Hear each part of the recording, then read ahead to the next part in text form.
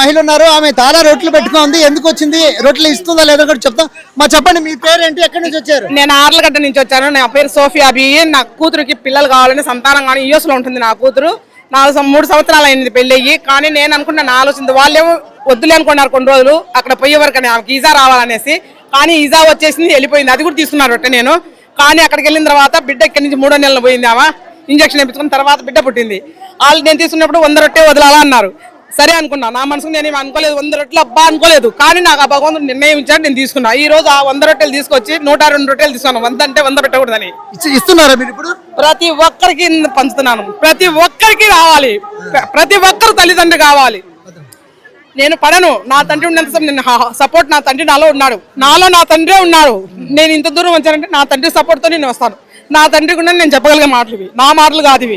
మీకు ఎలా అనిపిస్తుందమ్మా? నాకు ఎంతో సంతోషంగా ఉంటుంది ఇక్కడ రావాలంటేనే. ఇక్కడ ఇవ్వాలన్నా కూడా అట్నే ఉంటుంది. నేను నాకు జరగబోయే నా కోరికలు నెరవేరుతున్నాయి. ఫస్ట్ లో కూడా మా ఆయన హవాల్దార్గా చేస్తున్నారు.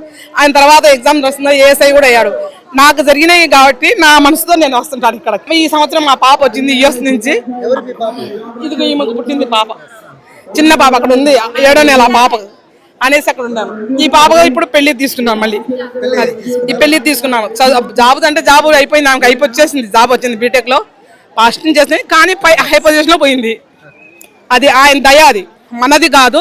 ఆయన దయ ఉండబట్టే నేను ఇంత దూరం వచ్చాను. ఆయన దయ లేదని నేను రాను. అలా దయ వల్ల మంచిగా ఉండాలి, అందరం మంచిగా ఉండాలి. వాళ్ళలో నేను ఒక దాన్ని.